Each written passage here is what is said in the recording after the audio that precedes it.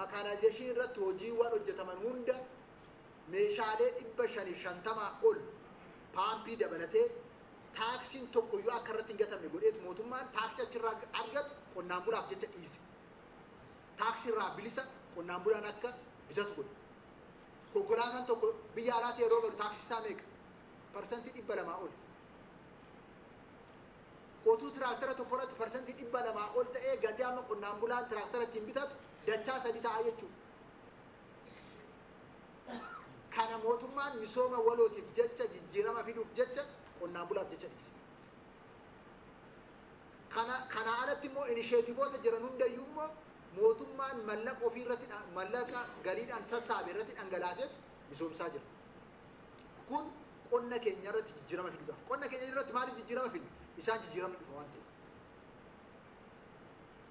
Artificial insemination fidamee hiramee kan hojjetamaa jiru qonnaan bulaan keenya akka jijjiiramuuf.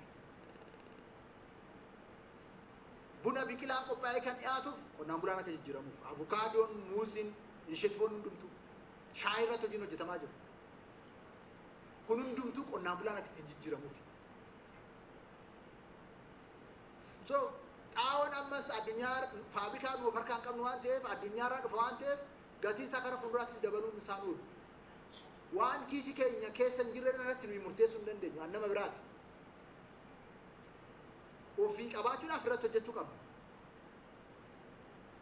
Jabaannee hojjechuu qabna. Jabaannee hojjechuudhaaf hoo qonni keenya ammas waan oomishe gabaatti karaa seeraatiin dhiyaatee ekspoortii ta'ee doolaarri dhufuu qaba. Galiin akka sila jedhe funaanamuu qaba. Mootummaan humna qabaachuu qaba. Mootummaan immoo xaa'oo qofatti hin dhiisne uummata kan irra deddeebisnee kaasaa jiru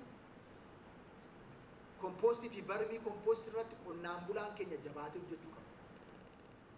Haga warshaa mataa keenya danda'u qabaannutti qormaan nuti fuusaa waan hin oolle. Warshicha qabaachuun immoo halkan tokkotti waan hin danda'amne. Garuu ammas mootummaan uummata irratti dhiisne qonnaan bulaa irratti dhiisne akka sila kaase birrii biiliyoona 89 kuntaala tokkotti qarshii 3,700 sabsidaayis godhe qonnaan bulaa. Yaani qonnaan bulaa waan ta'eef akkuma keessan walumaan beekna jechaadha.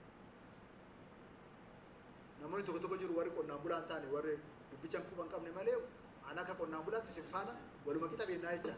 Hagam akka argamu. Garuu kana caala qonnaan bulaan keenya immoo bu'a qabeessa ta'uu qabu dhugaadha.